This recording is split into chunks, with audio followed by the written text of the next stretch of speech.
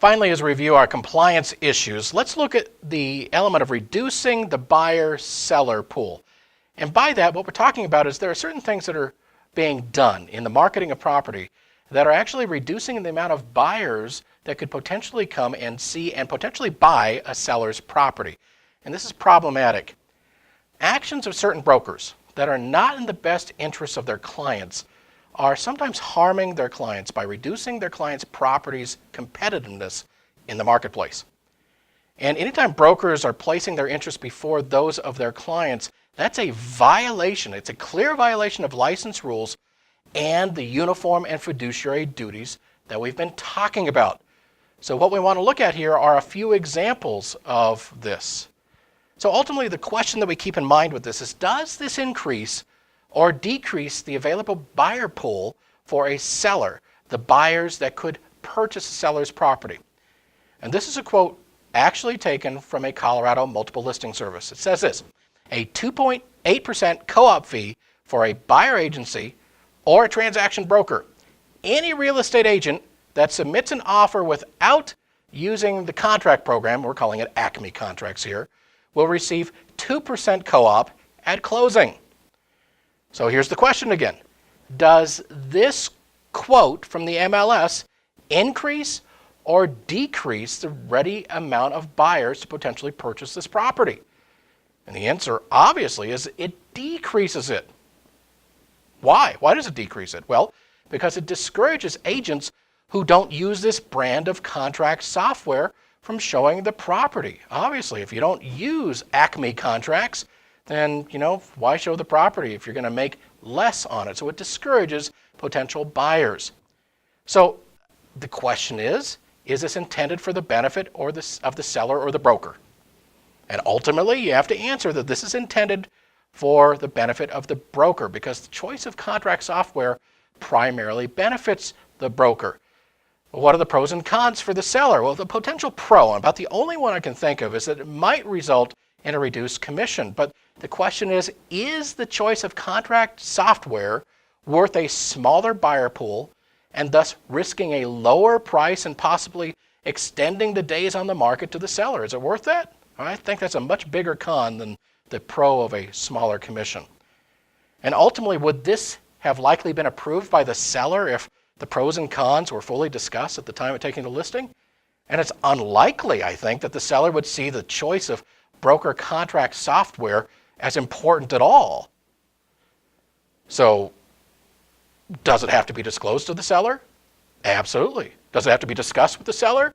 Absolutely. Remember, the agreement, the listing contract, is an agreement between the brokerage, with you as designated agent of the broker, and the seller as the principal. The seller has to agree to all the terms in that listing contract, including the offer of compensation.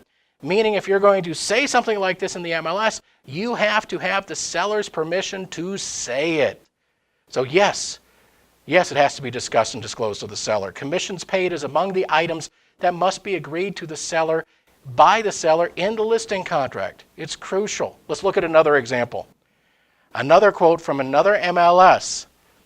This one says, cut rate agents in our market who are offering professional buyers agents ridiculous low flat fees on the respective listings will receive a $1,000 flat fee on this listing. Agents who have offered professional buyers agents any commission less than 2.8% in the past 36 months will be paid that same commission on this listing, no matter the reason or excuse. Just keeping it fair for the professionals who are out there doing most of the work in this market. Oh my goodness. Outside of the elements of potential antitrust violations here, scary, isn't it? But let's go back to the basic questions. Does this quote from the MLS increase or decrease the buyer pool?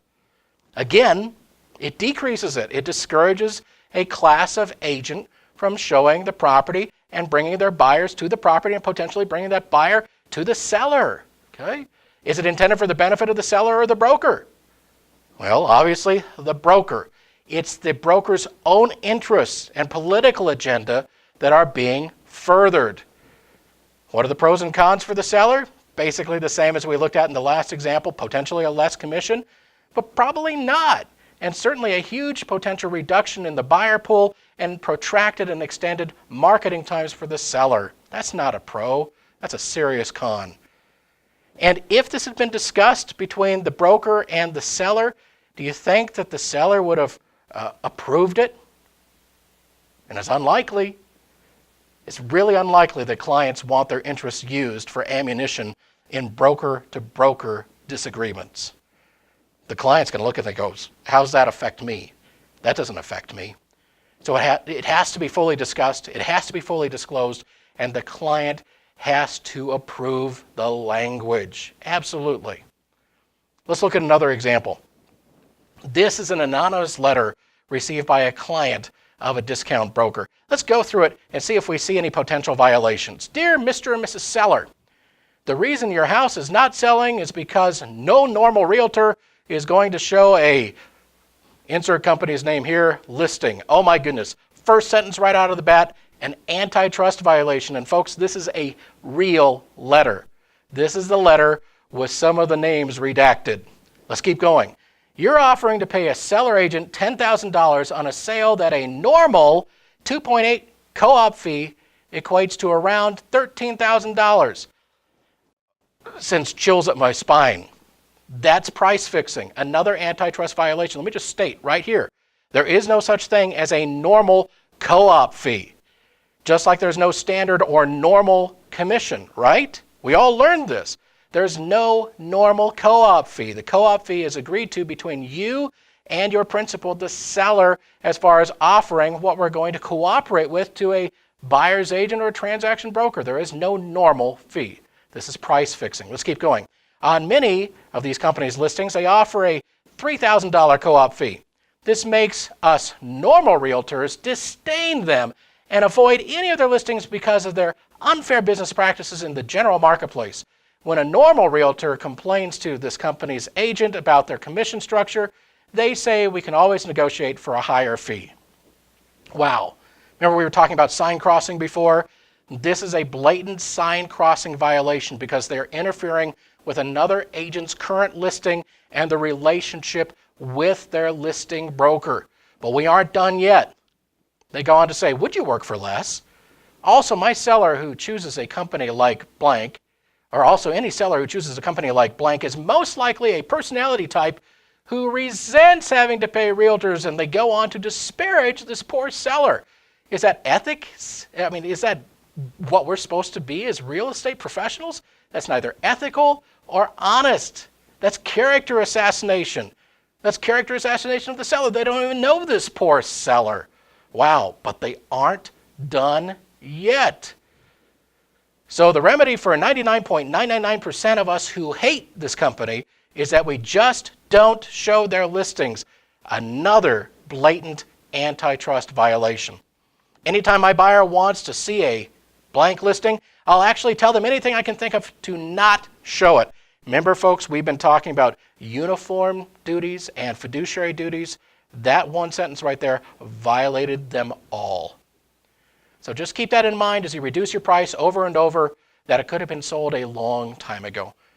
Ultimately, what this is the broker's interest being placed before those of the client. They're being untruthful to the client. There's antitrust violations all over this. No wonder they sent it anonymously, because they knew if they sent it with their name on it, they'd go to prison. So a broker that's placing personal interests over those of a client it's a violation of license rules and of duties.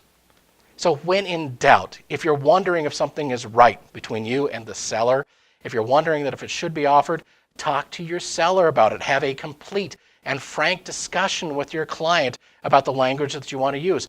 Tell them the pros, tell them the cons, so they understand the good and the bad that might come from it. And the client's going to tell you what they want to do. And as long as it's within license law and doesn't violate any federal or state or real estate commission laws, do what the client tells you to do and disclose it all in writing. But one final comment. Please know that in addition to possible disciplinary actions for violations of Colorado license law, the Division of Real Estate in Colorado has started referring cases of blatant antitrust violations. They've referred those cases and are continuing to do so to the Federal Trade Commission. Please be careful. Practice smart real estate. Talk with your sellers. talk with your buyers, get their permission before you put anything into the listing agreements with them, because they have a voice. They need to have a voice. You need to dialogue with them.